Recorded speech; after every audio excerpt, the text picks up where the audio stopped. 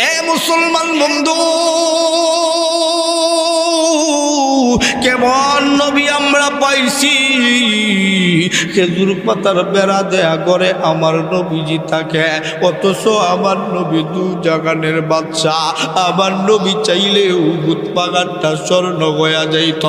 আমার নবীজির কাছে নতুন মুসলমান, ইহুদি থেকে মুসলমান, নতুন মুসলমান হওয়া।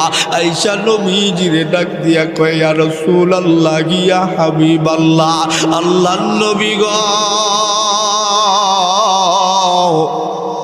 আপনার হাতে হাত ধরে কালেমা পড়ে ঈমান আনয়ন করেছি গো নবীজি। ঘরের ভিতরে বউ বাচ্চারা আছে, বিবি বাচ্চাদের খাবার দাবার দিতে পারি না। আগে তো ইহুদিদের বাড়িতে চাকরি করতাম, এখন ইহুদিরা তাদের বাড়ির থেকে আমাদেরকে বাহির করে দিছে। ও গো নবীজি, আমাদের খাবারের কি একটু ব্যবস্থা করা যায় কিনা?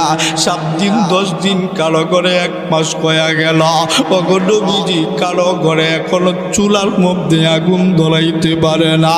আমার নবী ডাক দিয়া কয়, সাহাবীরা,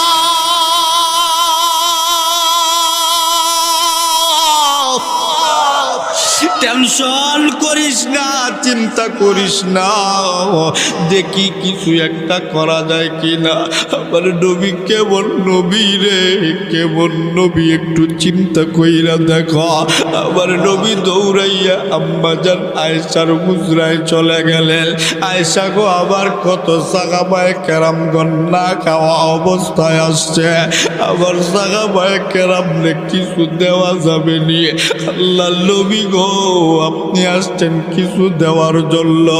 গো নবীজি, 7 থেকে 13 দিন হয়ে গেল, চুলার মধ্যে গো নবীজি আগুন ধরাইতে পারি না। ও গো নবীজি,